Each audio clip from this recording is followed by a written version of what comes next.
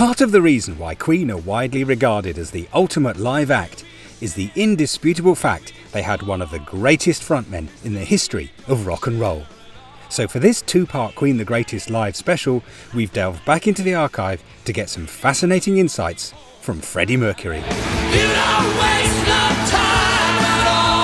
As we have heard in previous episodes, Queen's passion for putting on an entertaining show was paramount from the very start. And as Freddie confirms, the visual side of their performance has always been essential.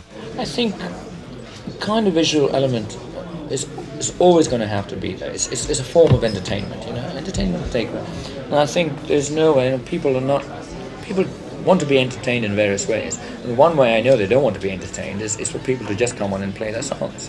Because they can hear it on the records and go home. I think that's why people try different things. And a lot of visual theatrics has always been there, from any kind of theatre entertainment, like Gypsy Rose Lee, from Stripper. You've got to do something to strip or whatever. It's a kind of entertainment. So it's visual, it's got to be, So visual theatrics will always be used. All the greatest acts have used it in one way or other. Like Jimi Hendrix or the Stones, it has to be there. It's a form of entertainment. It's like plus. You do your music and then entertainment plus. And I personally I just like doing that anyway. I'd hate to go on stage and just sit and sing my songs. I have to move. It depends on each song. If there's an aggression in some song, I have to show it. Everybody, don't you hear my call? No, you're many years away. Don't you hear me calling you? Fans attending even early Queen concerts will have seen the inspiration for those visual theatrics could come from the unlikeliest places. But Freddie and the band were never afraid to take risks. At that time, to actually sort of introduce a certain kind of balletic look into rock and roll was sort of outrageous. And I thought, what's a real funky rock and roll audience going to say to this prancing ballerina coming on? I thought, fine, I'll sing my rock and roll songs with a tutu on, I don't care.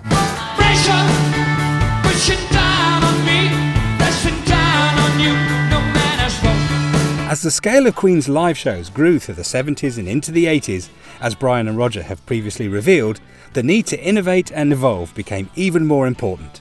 Similarly, Freddie also felt it was vital to pay attention to every last detail. We're learning a lot after every show, and I personally take a lot of, do a lot of research after every show to find out what's going on, right? Especially like the lights we were talking about before. And to make sure that because they're very sophisticated lights and they can do so much more.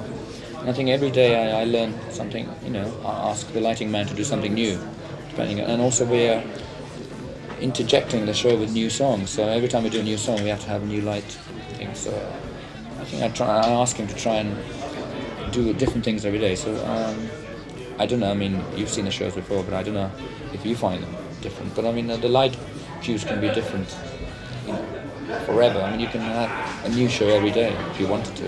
Ultimately, a Queen live show is about giving the audience a truly memorable and unique experience, something they couldn't possibly get anywhere else.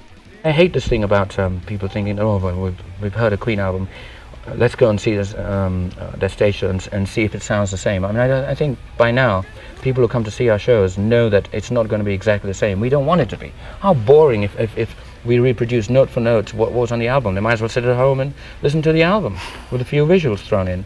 I'd like them to come and see that it's a show, it's entertainment, and our songs take on a different meaning when we